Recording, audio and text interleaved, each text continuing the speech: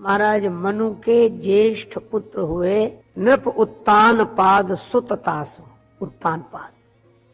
और महाराज मनु के छोटे पुत्र का नाम था प्रियव्रत, और प्रियव्रत के पुत्र हुए आग्निध्र, आग्निध्र के पुत्र हुए महाराज नाभि, और महाराज नाभि के पुत्र हुए महाराज ऋषभदेव।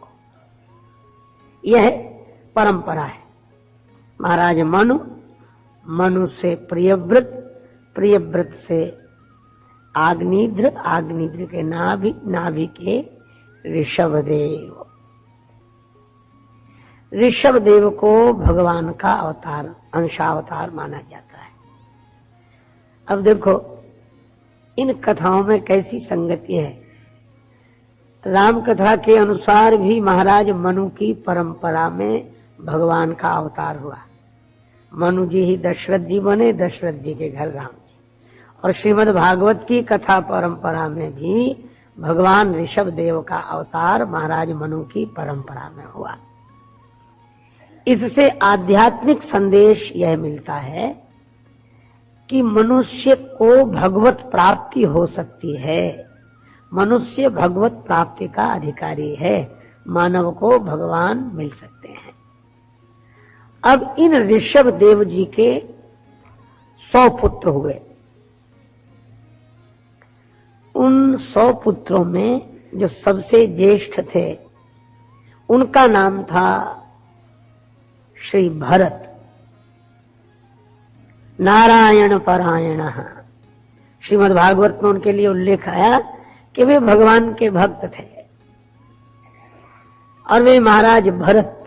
अच्छा देखो, भरत का परिचय इस तरह से भी हम लोग जाने, अपने इस देश का पुरातन नाम अजनाभ वर्ष है और उन महाराज भरत के नाम से ही इस देश का नाम भारतवर्ष हुआ। तो जिनके नाम से इस देश का नाम भारतवर्ष हुआ वे महाराज भरत बड़े तपस्वी हुए। उनकी कथा आपने सुनी ही होगी। महाराज भरत के मन में वैराग्य हुआ और वे राज्य का त्याग करके गंडकी नदी के किनारे एकांत अरण्य में वास करके तपश्चर्या करने लगे। भगवान का भजन कर रहे थे, एकांत में रहते थे। लेकिन एक दिन एक बड़ी विचित्र घटना घटी। महात्मा भरत भगवान के भजन में तल्लीन थे।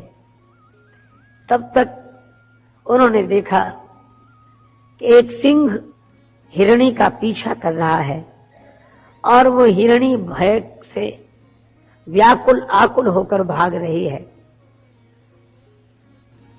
उसने छलांग लगाई, उसके गर्भ से एक शिशु का जन्म हुआ, छोटा सा बालक। वह महात्मा भरत के आश्रम में गिरा और हिरणी को शेर ने अपना ग्रास बना लिया। अब उन नन्हे से बालक के प्रति, उस हिरण के बच्चे के प्रति महात्मा भरत के मन में दया का उदय हुआ। देखो, दया तो अच्छी बात है, करुणा का भाव संत के मन में नहीं होगा तो और कहां होगा।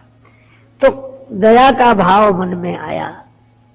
करुणा करना तो अच्छा था, दया करना तो अच्छा था। अब वे उसका पालन पोषण करने लगे। बेचारा बिना माँ बाप का है, अब मैं ही इसका पालन पोषण करूं। और वो हिरण का जो शिशु था वह भी महात्मा भरत को अपना सब कुछ समझने लगा, बस उनके आगे पीछे बैठा रहता। वे भजन करने बैठते तो उनके पास आकर बैठ जाता। अब महात्मा भरत का यह हुआ हाल, तो भजन तो करते पर आंख खोल खोल के बीच में उस हिरण के बच्चे को भी देख लेते, को कहीं इधर उधर तो नहीं चला गया, कहीं इधर उधर तो नहीं गया। अब यह भी देखो सांकेतिक सूत्र है। रामचरितमानस और श्रीमद् भागवत की कथाओं में बहुत साम्य है। सीता जी का मन भी हिरण ने हरण कर लिया था।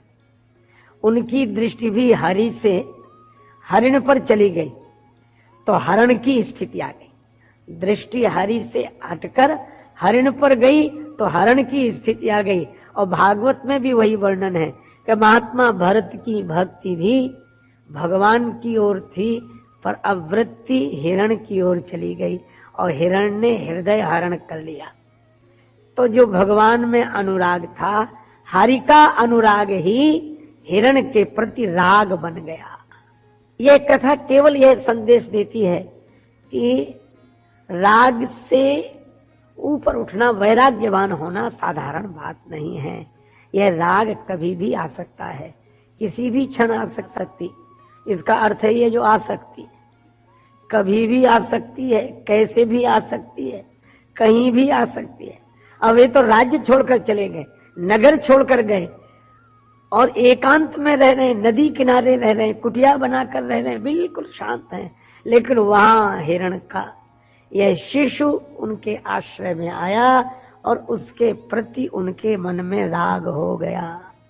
अब वह अगर जंगल में चला जाता, बड़ा था हिरण का बच्चा, तो सोचते रहते अभी तक आया नहीं, पता नहीं कहाँ होगा कहाँ होगा।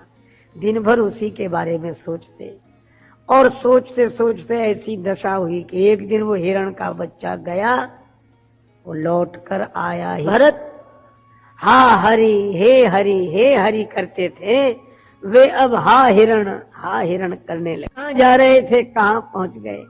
मन भगवान में लगाने के लिए आए थे और मन हिरण में लगा लिया।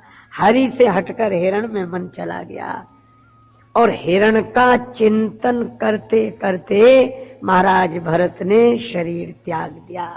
महात्मा भरत ने शरीर त्याग दिया, हिरण का चिंतन कर रहे थे।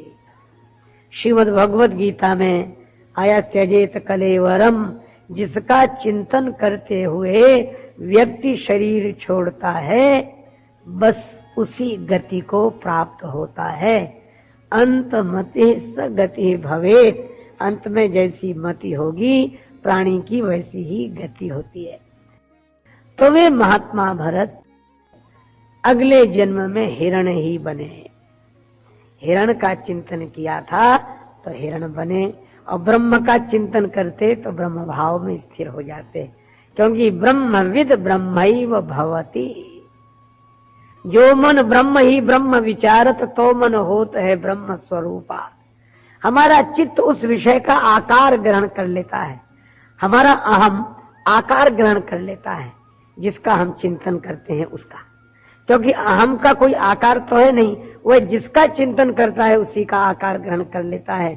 महात्मा भरत ने हिरण का चिंतन किया तो उन्हें अगले जन्म में हिरण ही होना पड़ा। तो यह तो दुर्भाग्यपूर्ण पक्ष है। लेकिन एक मैं आपसे निवेदन करूं, भगवान के भजन की सबसे बड़ी विशेषता है, भजन व्यर्थ नहीं जाता। भगवान का भजन व्यर्थ नहीं जाता। अच्छा, और अगर आप भटक जाएं भजन करते करते, उस रास्ते को छोड़कर दूसरी दिशा में चले भी जाएं, तो वो जितना किया है वह भी बेकार नहीं जाता। यह ऐसा नहीं है कि अंत में छोड़ दिया तो सारा समाप्त हो गया। यही इसकी विशेषता है। आपने जितना किया है उतना तो रहेगा ही। आप भटक गए तो कोई बात नहीं, और जब शुरू करेंगे तो वहीं से शुरू करेंगे जहां समाप्त किया था, वह फिर उसमें जुड़ जाएगा। यही भगवान के भजन की विशेषता है, भगवान की भक्ति की विशेषता है।